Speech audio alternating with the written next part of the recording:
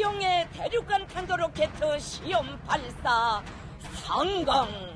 대륙간 탄도로켓은 정점 고도 4,475km까지 상승하여 950km의 거리를 비행하였다.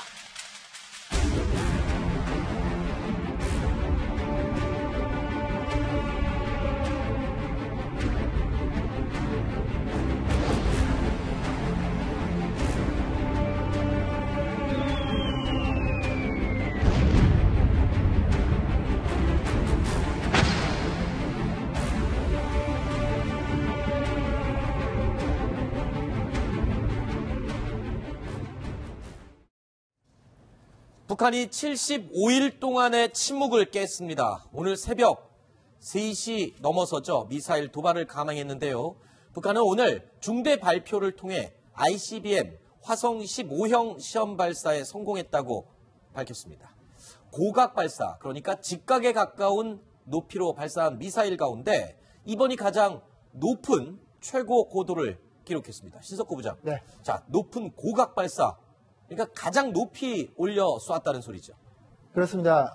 북한이 이제 미사일 발사 실험을 하면서 미국 쪽으로 쏘는 게 부담스러우니까 높이 쏘잖아요. 네. 그런데 그 고도를 계속 높이고 있는 겁니다. 네. 2,000km, 3,000km 하더니 이번에는 4,000km를 훌쩍 넘겨가지고 북한 주장 따르면 4,500km까지 쐈습니다. 근데 이게 실감이 잘 안 오지 않습니까? 네. 그래서 제가 봤더니 지구의 지름이 얼마인 줄 아세요? 지구의 지름이 네. 12,000km가 넘습니다. 13,000km 가까이 된다 그래요. 그러면 반지름이 6,000km라고 보면 4,000km만 해도 지구 반지름의 3분의 2까지 쏘아올린 거죠. 하늘 위로. 그러니까 얼마나 높이 올라갔는지를 대충 짐작할 수 있습니다. 네. 일단은 화성 14형을 발사한 것이다. 우리 군은 이렇게 분석을 했었는데 북한이 좀 과거보다는 좀 더 빨리 지금 성명을 발표를 했어요. 그런데 화성 15형이라는 이름을 새롭게 제시를 했군요.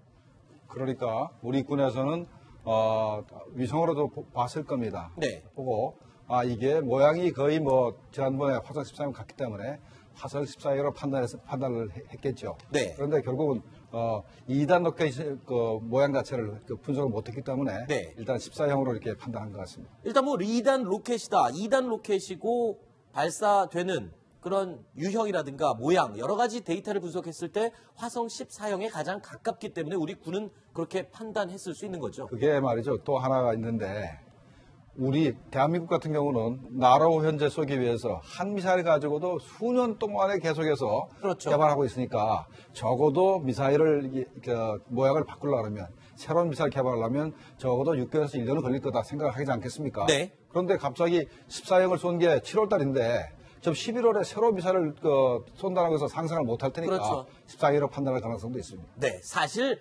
14형이냐 15형이냐 이게 매우 중요한 것은 아닌 것 같습니다. 왜냐하면 성능이 개선돼서 그들이 이름을 하나 바꿨을 뿐이지 전혀 새로운 미사일은 분명 아닌 것 같습니다. 관련 내용은 이어지는 순위에 상세하게 준비가 돼 있고요. 이와 관련해서 한편 군사 전문가들은요, 북한의 화성 15형 미사일이 역대급 미사일이라고 평가를 하기도 합니다. 매티스 미 국방장관도요, 역대 북한 미사일 가운데 가장 높은 고도를 올라갔다는 사실을 인정했습니다. It went higher, frankly, than any previous shot. South Koreans have fired some pinpoint missiles out into the water to make certain North Korea understand that endangers world peace, regional peace, and certainly the United States. 이번 이 화성 15형 미사일 가장 높은 고도까지 쏘아 올렸다.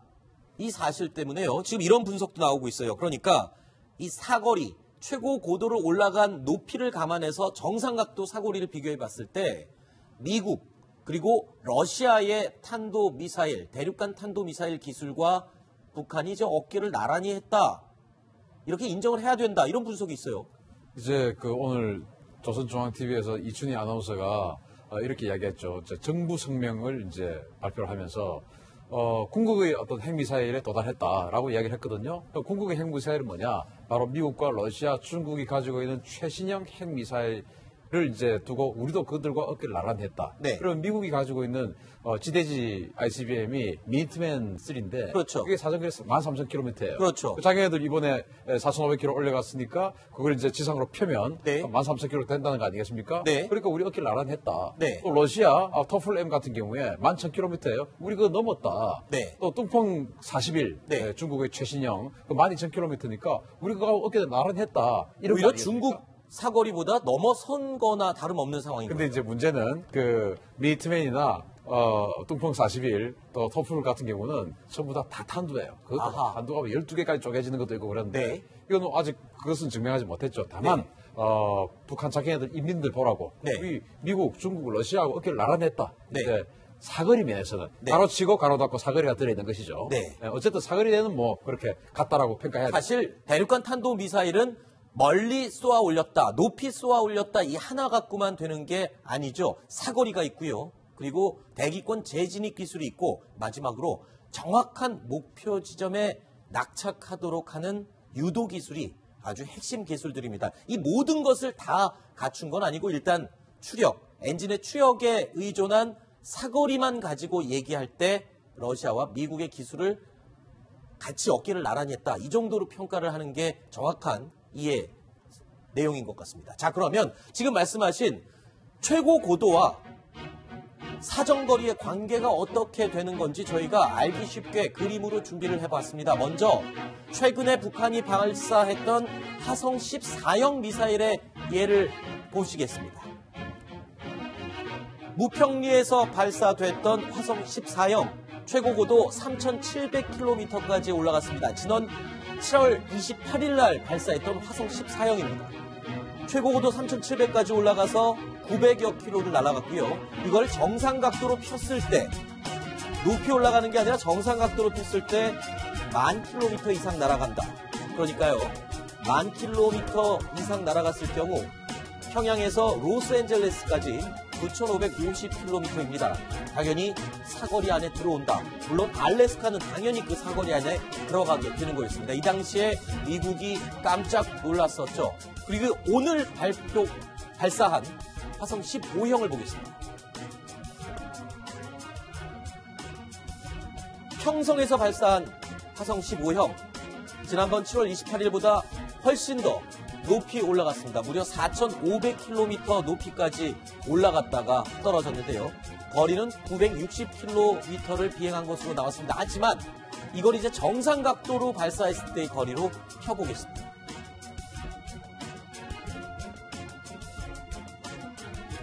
정상 각도로 발사됐을 때는 무려 13,000km 이상 날아갈 것으로 추측이 되고 있습니다. 이럴 경우에 뉴욕과 워싱턴, 평양에서 11,000km 거리에 있습니다. 이를 훌쩍 넘어가는 거리가 되기 때문에 미국 전역이 사실상 북한의 화성 15형 미사일 사정거리 안에 들어간 것이다. 이렇게 이해를 할 수가 있습니다. 김종국 실장님. 네. 자, 이 고각 발사와 정상각 발사. 이게 실제로 이렇게 정상 발사로 됐을 때 거리가 저만큼이나 늘어나는 게 사실입니까? 일단 뭐 추력으로 봐서는 뭐 그렇습니다만은 일단 북한이 ICBM 능력을 인정받으려고 그러면 네. 정상 각도로 한번 쏴봐야 됩니다. 네. 물론 고각 발사가 더 어려운 기술이라는 설도 있기 때문에 고각 발사 기술만 가지고도 뭐 사거리나 이런 것을 인정받을 수도 있겠습니다만은 네. 일단은 정상 각도로 그러니까 30도에서 45도 각도로 쏴서 네. 또 대기권 제지기 기술을 입증하고 그래서 분명히 바다에 들어갈 때까지 탄두가 완전한 작동을 한다라는 것을 입증하시기 전에는 네. 아마도 국제적으로 인정받기가 쉽지 않을 겁니다. 그래서 제가 이제 이 상관관계를 조금 설명을 드리면 통상적으로 탄도미사일은 최대 사정 고도가 있지 않습니까? 네. 비행하는 고도 곱하기 한 3, 그리고 정상 각도로 달았을 때는 곱하기 한 4 정도까지도 최대 사거리로 봐요. 그래서 이번에 이제 4,500km 밑에까지 올라갔으니까 곱하기 3 하면은 13,000km가 넘는 것이죠. 네. 지난번에 왜 LA가 타격된다고 했냐? 3,700km까지 올라갔으니까 곱하기 3 하면 10,000km가 좀 넘으니까 LA 타격되구나. 네. 이렇게 이야기했던 겁니다. 그래서 곱하기 3으로 보시면 뭐 완전히 정확한 건 아니지만 네. 크게 뭐 무방하다 그렇게 봐도 됩니다. 네. 자, 그렇다면 지금 김정국 시장이 조금 전에 그랬습니다. 이거 고각 발사 신석구 부장이 아까 말씀하신 대로 미국을 향해서 직접 쏠 수가 없으니 고각 발사로 대신하는 것이다. 그렇다면 고각 발사 말고 정상각 발사도 꼭 한번은 해봐야 된다라고 말씀하셨는데 그렇다면 김정은이 화성 15형을 다시 한번 정상 각도로도 발사할 가능성이 있을까요? 그거는 이제 오늘 북한이 한 말이 있습니다. 일단 핵무력이 완성됐다는 걸 선포한다고 그랬거든요. 네. 그러면 더 이상 미사일 발사를 안 한다는 건지 앞으로 핵실험도 더 이상 안 하겠다는 건지 그건 우리가 알 수가 없고 그다음에 또 핵무력이 완성됐으니 이제는 미국하고 한번 협상을 해보겠다. 네. 대화로 나가겠다. 그 말인지도 우리가 알 수가 없어요. 네. 그렇기 때문에 뭐라고 단언할 수는 없으나 현재 고각 발사만 가지고 분명한 것은 그것만 가지고는 국제사회에서 인정받기 힘들 것이다라는 얘기입니다. 그렇군요. 자, 화성 15형 고각 발사 높이와 그리고 정상으로 발사했을 때의 사거리에 대한 관계를 상세히 얘기를 나눠봤습니다. 이어지는 순위의 내용은 과연 화성 15형 어떤 점이 달라졌고 과거에 있었던 화성 14형과 어떤 특징을 다르게 갖추고 있는지 저희가 면밀히 분석을 했습니다.